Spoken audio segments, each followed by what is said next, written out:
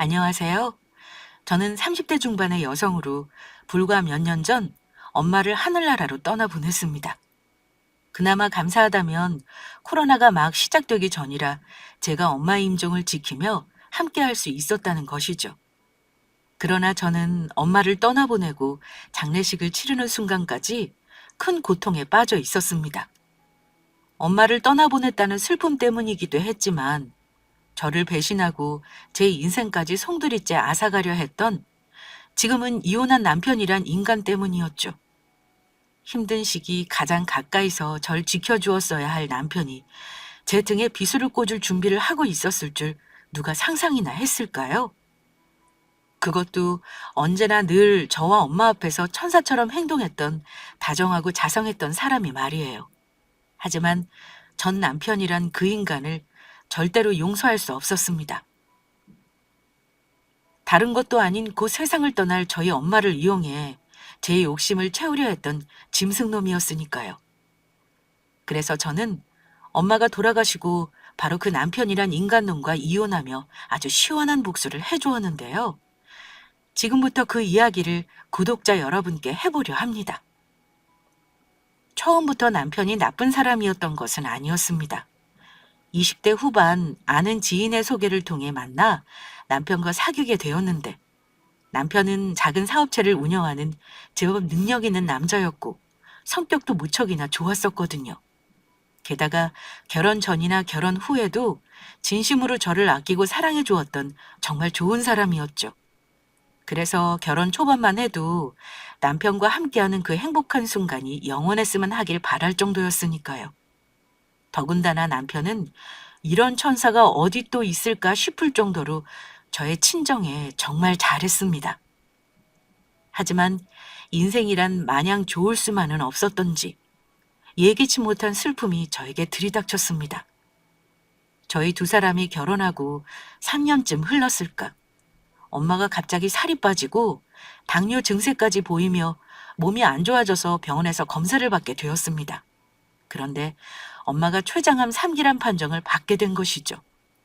저희 아빠는 제가 중학교였던 시절 불의의 사고로 돌아가셨는데 엄마까지 그렇게 되니 정말 세상이 무너지는 듯한 기분이었습니다.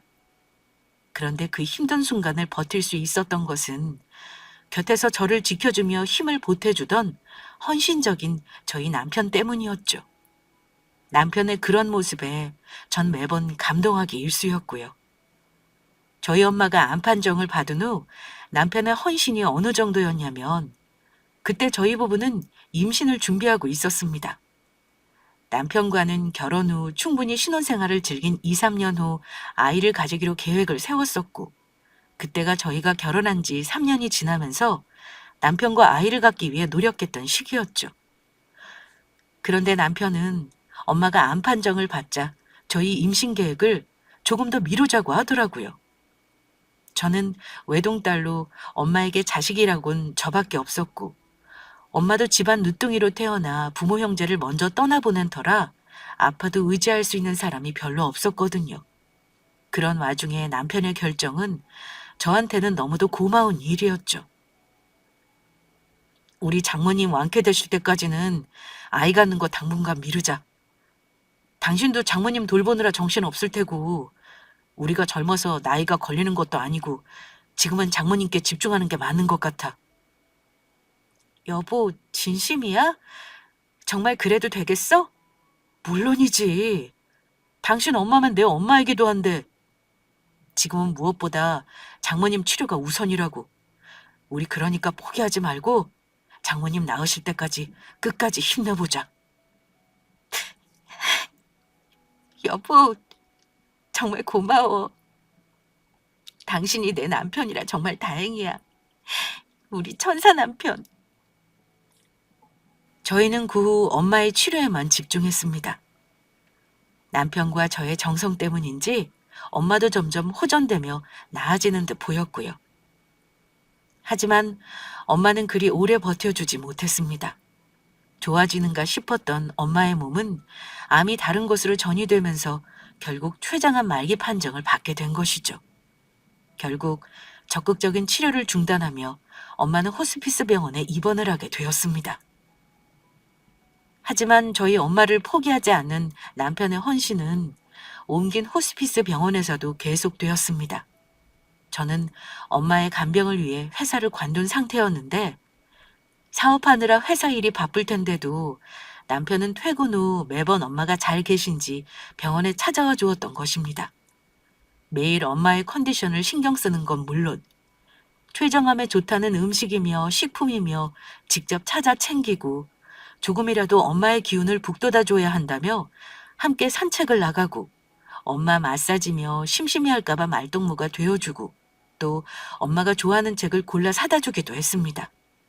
일하느라 힘들었을 텐데도 주말에도 찾아와 늘 곁에서 저를 도우며 엄마 곁에 있어 주었고요. 이서방, 정말 고마워. 자네가 우리 딸 곁에 있어서 얼마나 다행인지 몰라. 이서방이 있어서 내가 마음 놓고 눈 감을 수 있을 것 같아. 장모님, 눈을 감다니요. 그런 말씀 마세요. 어서 나으셔서 손주 태어나는 것도 보시고 재롱 피우는 것도 보시면서 오래오래 저희랑 행복하게 사셔야죠. 빈말이라도 그렇게 해줘서 정말 고마워. 그러면 내가 우리 이서방 말 믿고 좀 더 힘내볼까? 네, 장모님. 어서 나으셔서 우리 같이 여행도 가고 맛있는 것도 먹으러 다니고 예전처럼 재미있게 지내봐요. 장모님이라면 분명히 훌훌 털고 일어나실 수 있을 거예요. 하지만 그런 천사 남편이 정말 남의 편이 되어 저를 배신할 계획을 꾸미고 있었을 줄은 누가 알았을까요? 너무 잘해주었던 남편이었기에 아무 의심도 하지 않고 있었는데 아주 제대로 뒤통수를 맞은 것이죠. 엄마와 저 모두요. 그날은 엄마가 유독 힘들어 하셨던 날인데 남편도 그래서인지 퇴근 후 병원으로 와 밤늦게까지 엄마 병실을 지켜주고 있었습니다. 그런데 회사 일로 전화를 받으러 간다던 남편이 돌아올 기미를 보이지 않더라고요. 하지만 그전에도 자주 있었던 일이라 저는 아무런 의심을 하지 않았고 마실 물을 들어 정수기가 있는 병실 밖으로 잠시 나온 상태였습니다. 그런데 물을 들어 가는 도중 정수기 옆 복도 구석에서 통화를 하고 있는 남편 목소리가 들리더라고요. 저는 남편이 통화하는 소리를 듣다 큰 충격에 하마터면 듣고 있던 물통을 깨뜨릴 뻔하였죠. 우리 자기 너무 보고 싶다. 병원에 있는 것도 너무 귀찮고 자기 얼굴만 자꾸 보고 싶어. 조금만 기다려줘. 곧 있으면 장모님 돌아가실 거고 집사람이 장모님 건물 물려받으면 바로 이혼하자고 할 거니까. 법적으로 부부 재산은 공동 소유라고 했으니까 집사람이랑 이혼하면서 장모님 건물도 반반 나눠 가져야지. 나는 우리 자기랑 결혼해서 살려면 장모님 돌아가시고 건물 물려받아야 하니 오래 걸릴 줄 알았더니 이게 무슨 행제인지 모르겠어. 생각보다 나 빨리 우리 집사람이랑 이혼하고 자기랑 결혼해서 살 수 있을 것 같아.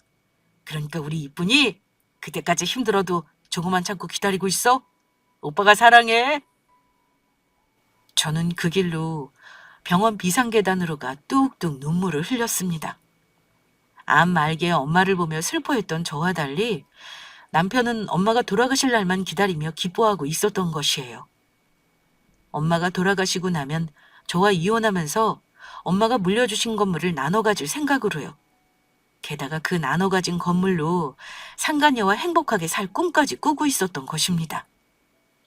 남편은 저를 배신할 계획을 꾸미고 있었던 것이죠. 그동안 저와 엄마한테 잘해줬던 것도 전부 저희 엄마 재산을 노리고 그랬던 것이고요. 사실 엄마는 아빠와 젊은 시절 피땀 흘려 노력해 자수성가하신 분으로 강남에 제법 값나가는 큰 건물을 가지고 계셨거든요. 아마도 저와 아이를 갖는 것을 미루고자 했던 것도 저희 엄마가 아파서이기보다는 상간녀 때문인 듯 했습니다. 저와 이혼하려는 계획을 하고 있으니 아이가 생기면 나중에 문제가 될 것이 뻔하니까요. 그래서 저도 가만히 있을 수 없었습니다. 남편과 이혼하며 제대로 복수할 계획을 세웠죠. 그리고 그 복수가 끝날 때까지는 저도 남편의 외도와 그 시커먼 속내를 모르는 척 해주기로 했죠.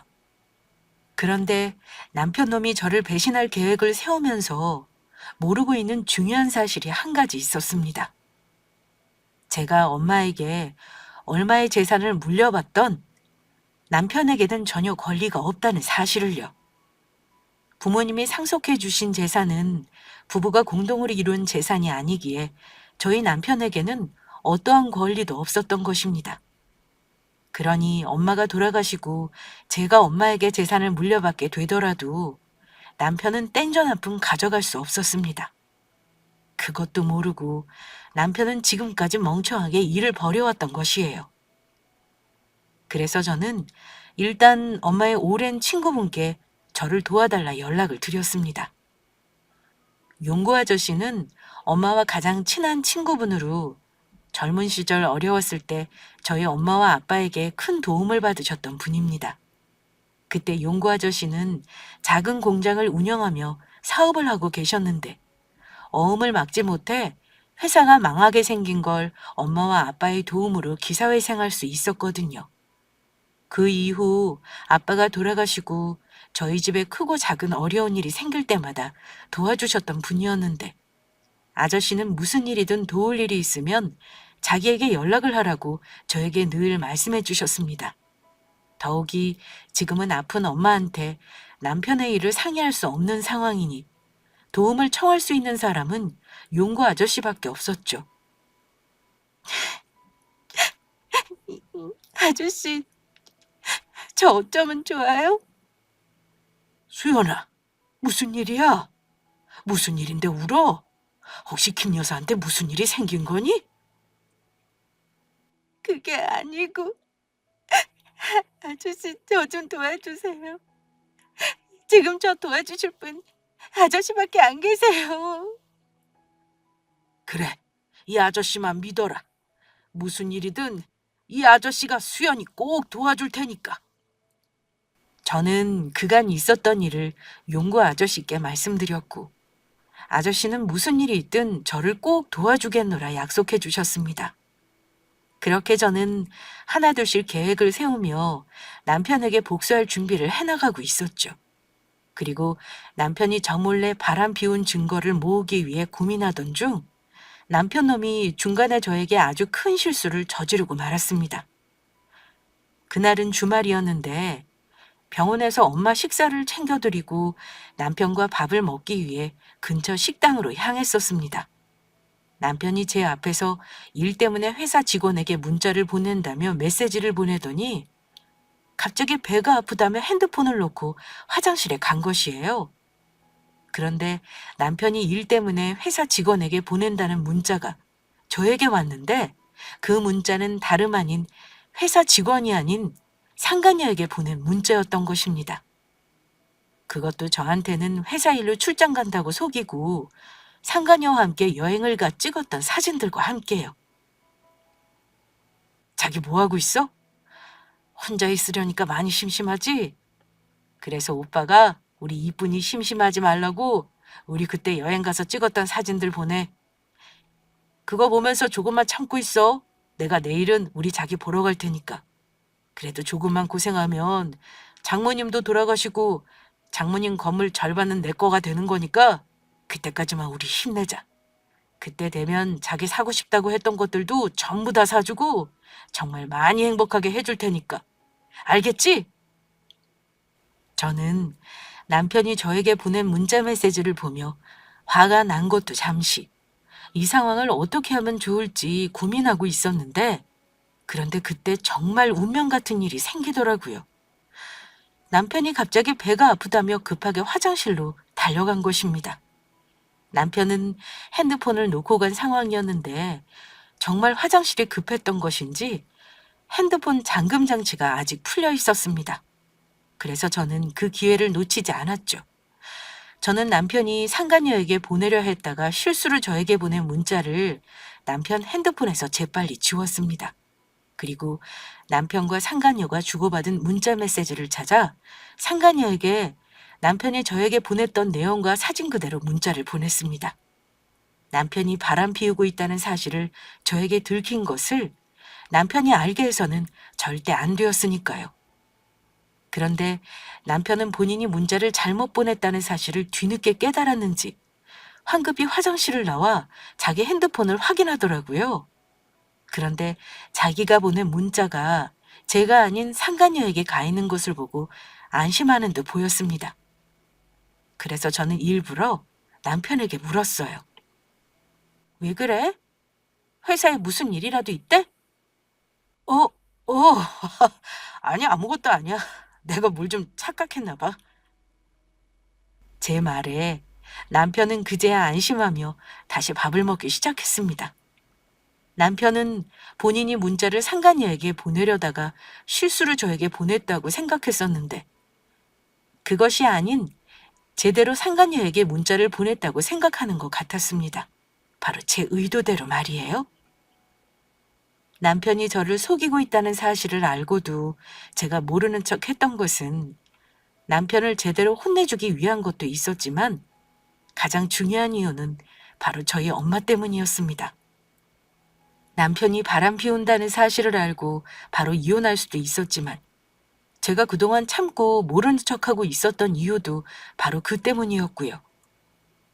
남편이 바람 피운다는 것을 엄마가 알게 된다면 무슨 일이 일어날지 알 수가 없었으니까요. 누구보다 남편을 아끼던 엄마였기에 그 사실을 알게 된다면 몸이 약해져 있던 엄마는 충격으로 하루아침에 잘못될 수도 있는 일이었거든요. 게다가 지금 제가 남편에게 바람 피운 것을 알고 있다고 말해봤자 엄마에게 숨길 수밖에 없는 상황이라는 것을 알고 남편이 그 사실을 빌미로 저에게 무엇을 요구해 올지 예상할 수 없었던 것입니다. 저는 얼마 남지 않은 엄마의 삶을 끝까지 행복하게 지켜드리고 싶었습니다. 그리고 얼마 후 엄마는 정말로 제 곁을 떠나고 말았습니다. 다행이라면 엄마가 편안히 눈을 감으셨다는 거예요.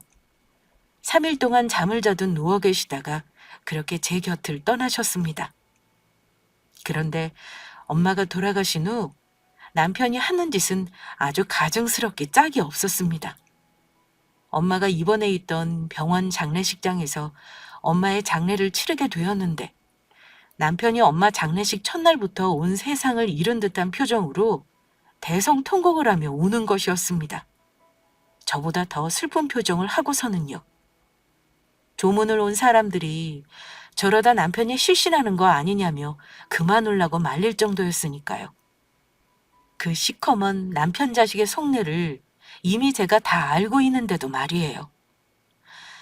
그런데 그렇게 서럽게 울던 남편이 전화가 오자 급하게 전화를 받겠다며 밖으로 나가는 것이었습니다. 누구한테서 걸려온 전화인지 저는 단번에 눈치챌 수 있었습니다. 저는 남편 몰래 그를 뒤따라갔고 아니나 다를까 상간녀에게서 걸려온 전화였었습니다. 남편이 상간녀의 전화를 받는 목소리는 아주 신이 나 좋아 죽는 목소리였죠. 자기야, 이제 거의 다 끝났으니까 건물만 받으면 돼. 우리 이제 부자라고. 내가 우리 이쁜이 호강시켜줄게. 조금만 기다려. 자기 내가 장모님 건물 절반 물려받으면 차 한 대 뽑고 싶다고 했지.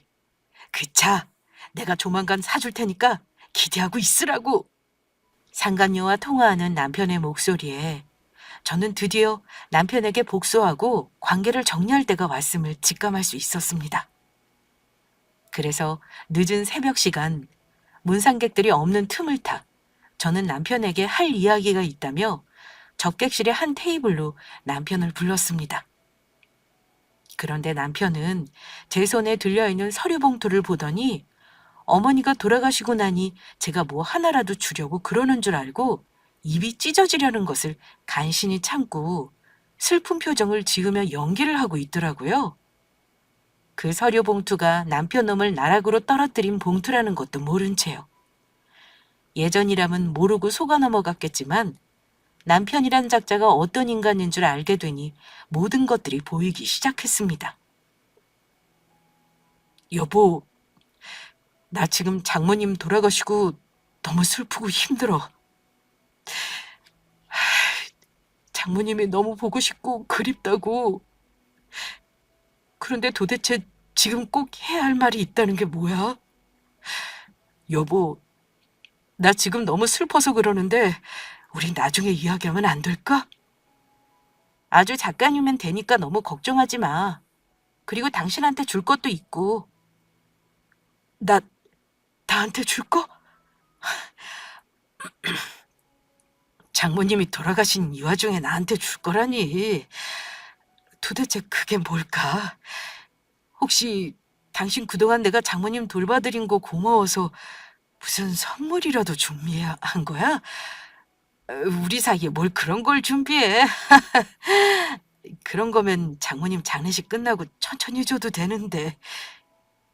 맞아, 선물. 그리고 아무리 생각해봐도 나는 당신한테 이걸 빨리 주는 게 맞는 것 같아서. 그래야 1분 1초라도 빨리 이 일이 해결이 되지. 도대체 무슨 선물이기에 참지 못하고 지금 준다고 그래? 혹시 장모님이 유언장이라도 남기고 가신 거야? 장모님이 건물 우리 둘 공동 소유로 하시겠다고 했어? 나 팔 떨어지겠어. 일단 내가 주는 서류나 읽고 우리 다시 이야기하자. 남편은 마지못해 받는 것처럼 제가 준 서류 봉투를 받더라고요. 그리고 그 서류 봉투의 내용을 확인한 순간 놀라며 뒤로 자빠질 것 같은 표정을 지었습니다. 당신 이게 뭐야? 이거 이혼 서류잖아. 갑자기 나한테 이혼 서류를 주는 이유가 뭔데? 혹시 당신 지금까지 나랑 이혼하고 싶었던 거 참고 있었던 거였어? 나 장모님 간병해 드릴 때까지 이용해 먹고 버리려는 속셈이었냐고. 당신 이렇게 악독한 사람이었던 거야? 내가 장모님을 위해 지금까지 얼마나 고생했는지 알면서 어떻게 나한테 이럴 수 있어? 어떻게 나한테? 제가 남편한테 준 것은 바로 저희 두 사람의 이혼 서류였습니다. 그런데 남편은 제가 남편의 그 시커먼 속내를 모르고 있다고 생각했는지 저에게 오히려 따지며 시치미를 떼더라고요. 남편이 저의 엄마 재산을 노리고 바람까지 피우며 마음에도 없는 저와 살고 있었던 사실을 제가 모를 거로 생각했던 것 같았습니다. 제가 이혼 서류를 주자 남편은 저를 엄마 아플 동안 자기를 이용해 먹고 버리려 한 나쁜 아내인 것처럼 몰고 가고 있었으니까요. 제가 이혼 서류를 남편에게 준 것에 대해 속으로는 아주 잘 되었다고 생각하는 것이 본인 얼굴에 드러나고 있다는 것도 모른 채요. 제가 이혼하자고 하자 기쁨에 올라가려는 입꼬리가 실룩거리는 게 제 눈에는 보였거든요. 엄마가 돌아가시고 저와 이혼할 계획이었는데 제가 먼저 이혼하자고 하니 아주 신이 났던 것이죠. 그래놓고 한다는 말이 본인이 계획했던 이속을 전부 챙기려고 하더라고요. 저희 엄마 재산의 절반을 저에게 아주 당당하게 요구한 것입니다. 저희 엄마가 돌아가신 지 얼마나 되었다고 아직 법적으로 엄마 재산이 저한테 넘어오지도 않은 상황에서요. 혹시 당신 장모님 재산 상속받게 되니 나랑 나눠 가지기 싫어서 그러는 거야?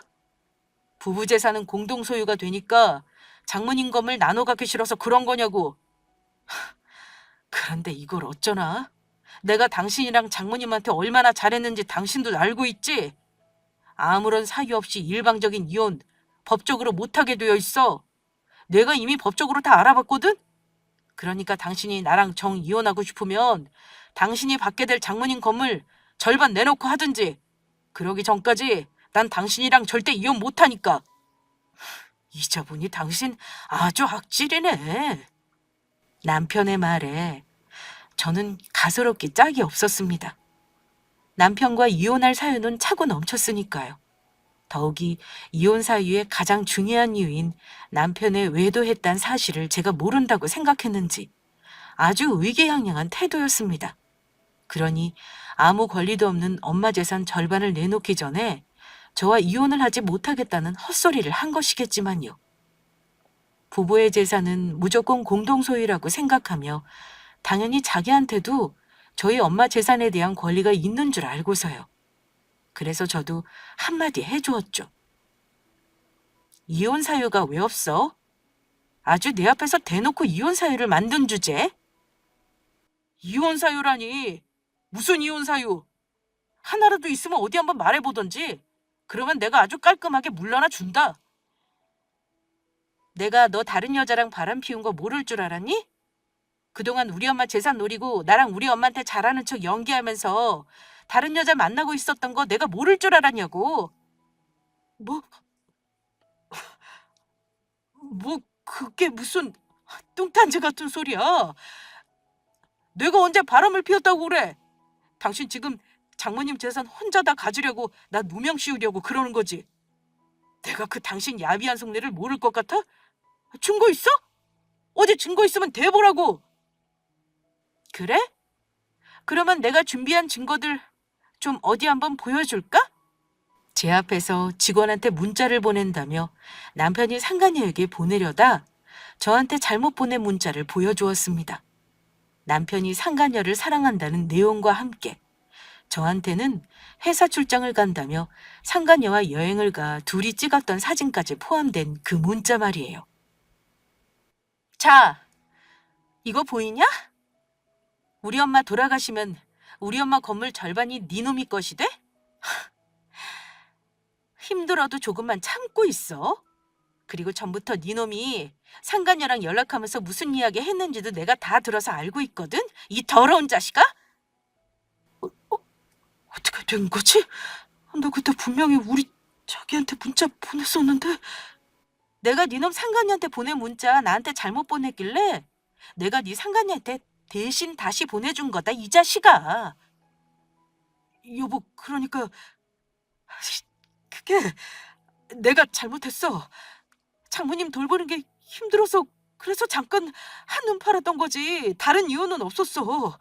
정말이야. 믿어달라고. 이게 어디서 우리 엄마 핑계를 대.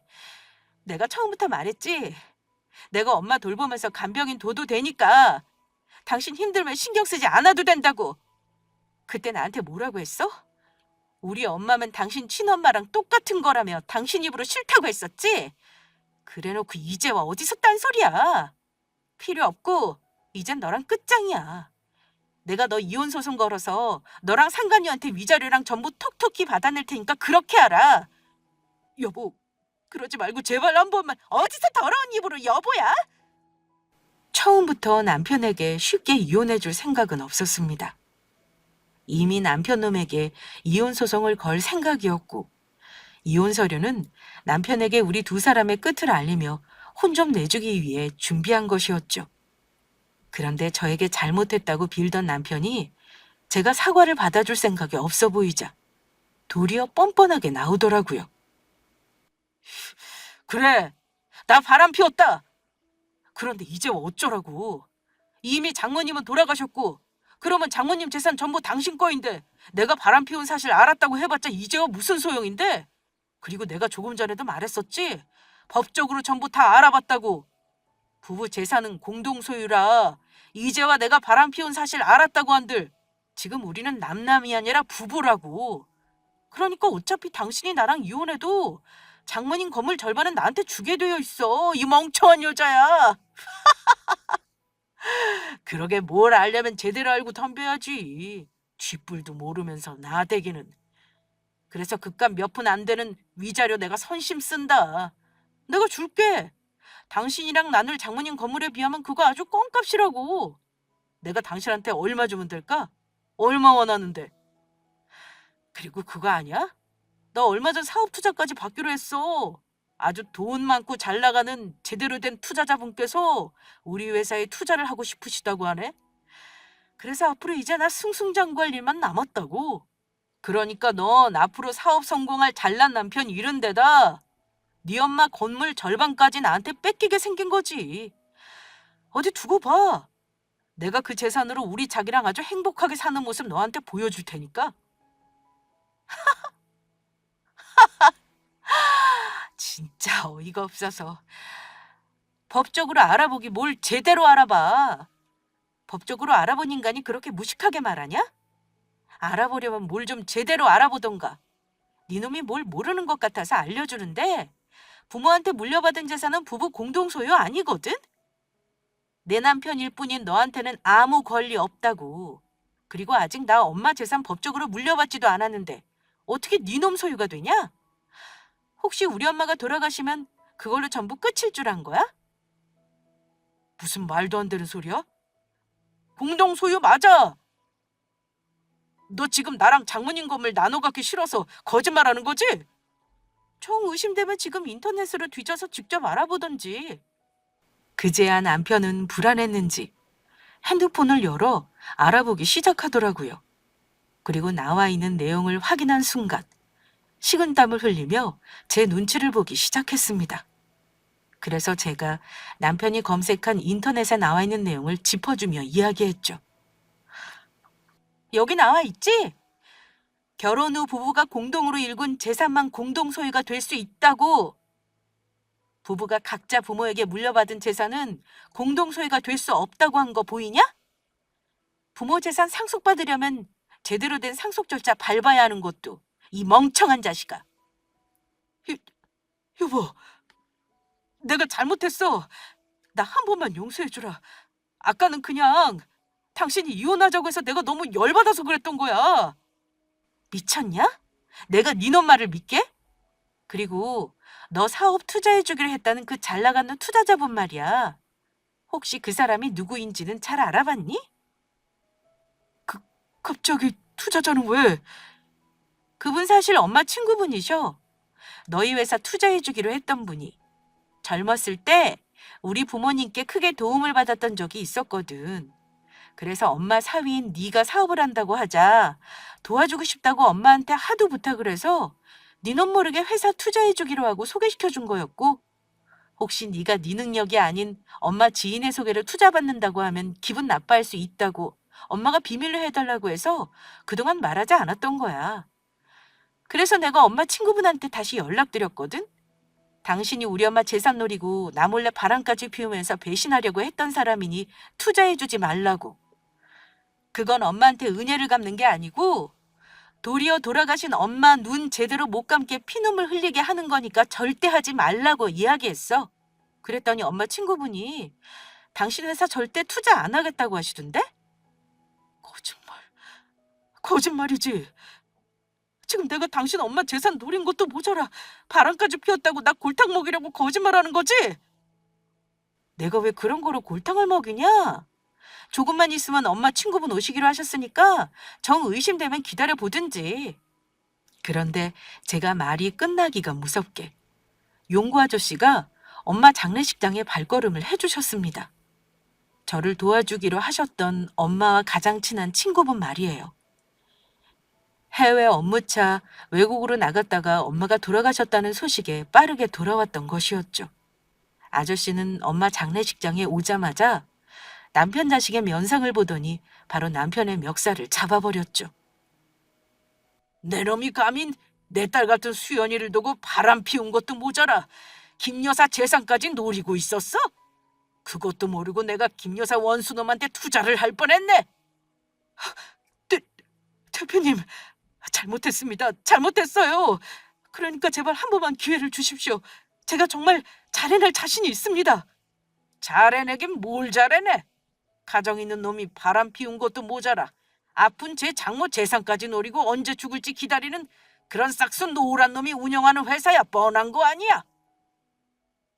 하마터면 이상한 놈 회사에 투자해 내 재산까지 말아먹을 뻔했네. 이 도둑놈, 사기꾼 같은 놈아. 당장 김 여사 장례식장에서 나가. 다들 뭐하고 있나? 이 인간 같지도 않은 짐승놈 당장 내쫓지 않고. 남편은 용구 아저씨와 같이 온 용구 아저씨의 회사 직원분들의 손에 질질 끌려가기 시작했습니다. 그러자 남편이 용구 아저씨 직원분들의 손을 뿌리치고 저한테 달려와 제 앞에 무릎 꿇고 빌더라고요. 여보, 내가 전부 잘못했어. 나 버리지만 마. 나 당신이랑 이혼하면 정말 끝장이란 말이야. 사실 지금 회사 사정이 너무 어려워서 박 대표님이 우리 회사 투자 안 해주시면 회사 망하게 생겼다고. 박 대표님 투자가 내 마지막 목숨줄이야. 니는 목숨줄 네가 끊어놓고 왜 나보고 살려달라고 그래?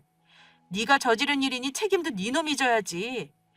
다시는 네 얼굴 보고 싶지 않으니까 내 앞에서 당장 사라져. 우리 엄마 돌아가시기만을 기다렸던 너 같은 놈. 우리 엄마 장례식장에 둘 수 없어. 꺼지라고 이 말하려고 잠깐 이야기하자고 불렀던 거니까 당장 내 눈앞에서 사라지라고. 네 놈이 우리 엄마 장례식장에 있으면 우리 엄마가 제대로 눈이나 감을 수나 있겠냐? 우리 다시는 얼굴 보고 살지 말자. 네 놈 말대로 그 네 이쁜이랑 행복하게 잘 살고 사업 망한 네 놈 옆에 그 예쁜이가 붙어 있으려고 할지는 모르겠지만 이거나 먹고 떨어져라 이 자식아. 저는 마지막으로 남편 놈의 따귀를 아주 시원하게 때려주었습니다. 그러자 남편은 뭐가 그리 서러운지 펑펑 울더라고요. 안 돼. 아유, 바람 피우지만 않았어도 부자 마누라의 회사도 투자 받고 떵떵거리고 잘 살 수 있었는데 안 돼. 안 돼, 여보. 남편은 결국 용구 아저씨 직원들 손에 이끌려 저희 엄마 장례식장 밖으로 쫓겨났습니다. 저는 사실 이 모든 일을 엄마 장례식이 끝나기 전에 해결하고 싶었습니다.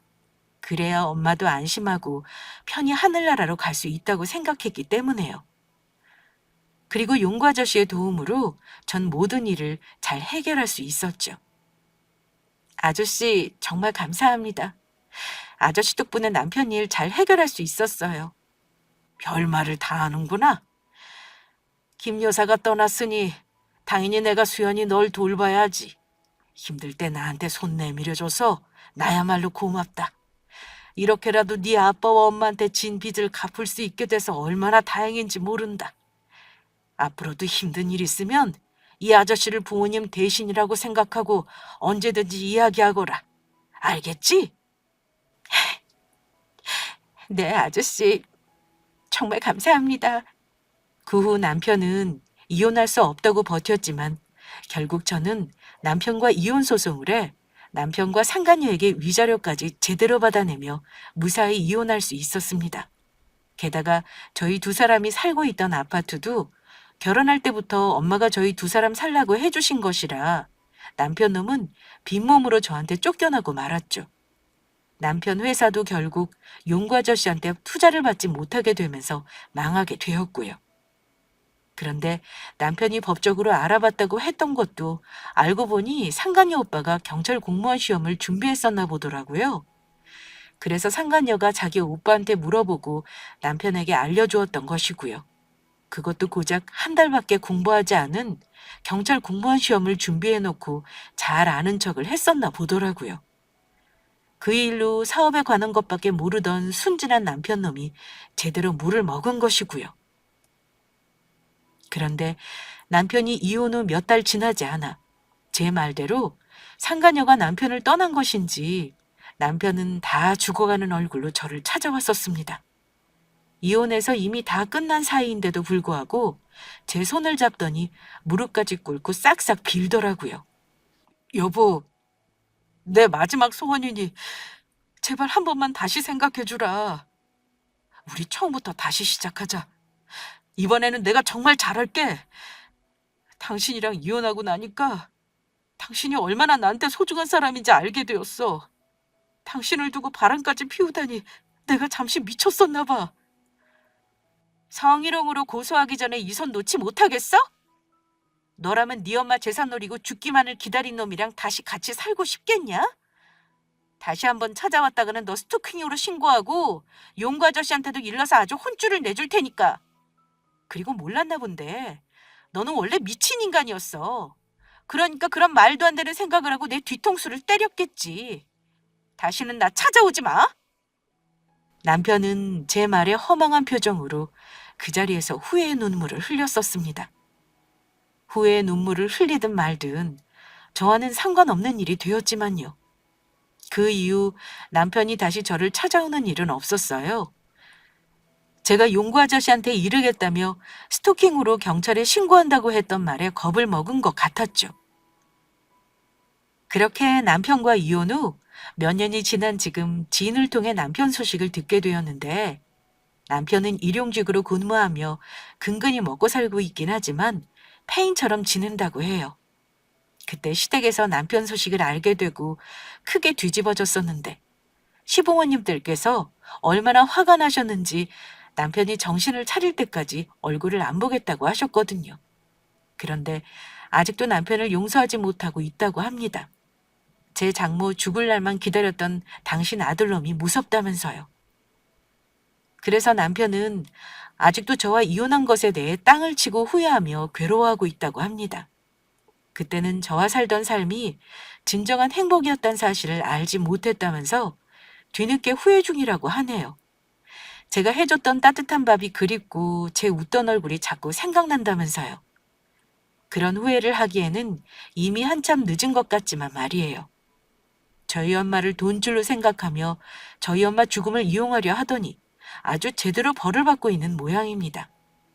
남은 인생이라도 부디 정신을 차리고 인간답게 제대로 살았으면 하는 바람입니다. 옳지 못한 방법으로 인생을 살면 어떻게 되는지 뼈저리게 느꼈을 테니까요. 그리고 제 소식에 대해 궁금해하실까봐 말씀드리자면 엄마가 돌아가시고 힘든 나날을 보냈었지만 지금은 나름 행복하게 잘 지내고 있습니다. 남편과의 일을 정리하니 한동안 엄마가 제 곁에 없다는 사실이 믿겨지지가 않아 많이 힘들었었는데 어느 순간 저 스스로 정신을 차려야겠다는 생각이 들더라고요. 제가 행복하게 사는 것이 하늘에 있을 부모님께서 가장 바라는 일일 테니까요. 그래서 제가 원하는 삶이 무엇일지 곰곰이 생각해 보니 제가 어려서부터 빵을 만드는 것을 참 좋아했더라고요. 엄마가 가끔 집에서 빵이나 쿠키 같은 것들을 직접 만들어 주셨는데 그때 행복했던 기억 때문인지 저도 커서까지 쿠키나 빵 만드는 것을 참 좋아했었습니다. 그래서 저는 제빵사 자격증을 따 현재는 엄마가 물려주신 건물에 작은 빵가게를 열어 운영 중에 있습니다. 맛집까지는 아니지만 그래도 어느 정도 장사도 잘 되는 편이고 제 빵을 맛있게 드셔주시는 손님들을 볼 때면 나름 보람도 느낀답니다. 제 빵을 사주시는 손님들 모두 제가 만든 빵을 드실 때만큼은 근심 걱정 다 잊고 부디 행복했으면 하는 바람이에요. 제 마음을 담아 진심으로 빵을 만들고 있으니까요. 앞으로도 맛있는 빵을 만들어 손님들을 기쁘게 해드리고 싶습니다. 아, 그리고 얼마 전에 용과셔 씨 소개로 남자분도 만나게 되었는데요. 남편에게 당한 배신 때문인지 누군가를 만난다는 것이 두려웠었는데 세상에 나쁜 사람만 있는 것이 아니니 용과셔 씨가 한번 만나보라고 하시더라고요. 옆에서 오랫동안 봐온 정말 괜찮은 사람이라면서 거절하려면 밥이라도 한 끼 먹고 거절해도 늦지 않는다면서요. 제가 이렇게 혼자 있는 걸 보면 부모님도 속상해하실 거란 말에 어쩔 수 없이 나가게 되었는데 용구 아저씨의 말대로 소개받은 남자분 정말 괜찮은 사람이었습니다. 용구 아저씨와 오랫동안 한 지인으로 용구 아저씨 회사 거래처 젊은 사장님이었는데 아직은 좀 더 지켜봐야겠지만 지금까지 볼 때는 진솔하고 좋은 사람 같았습니다. 그 사람은 저처럼 부모님이 모두 돌아가셨는데 두 분 다 병을 앓다 세상을 떠나셨다 하더라고요. 그래서 혼자 부모님을 돌보느라 고생을 많이 한 것 같았습니다. 그래서인지 서로 통하는 것도 많고 공감되는 부분도 많았고요. 말하지 않아도 마음이 통한다고나 할까요? 그래서 용구 아저씨 말대로 천천히 한번 만나볼 생각이에요. 더는 두려워하지 않고 용기를 내보려 합니다. 하늘에서 누구보다 저의 행복을 바라고 있을 부모님을 위해서라도요. 비록 제 곁에 부모님이 안 계시지만 제 마음속에 언제나 살아계실 부모님을 생각하며 함께 계신다는 생각으로 최선을 다해 열심히 제 삶을 살아보려 합니다. 그런 저의 모습을 구독자 여러분들이 많이 응원해 주셨으면 해요. 모두 응원해 주실 거죠? 그러면 이만 제 사연 줄이도록 하겠습니다. 모두 건강하시길 바라겠습니다.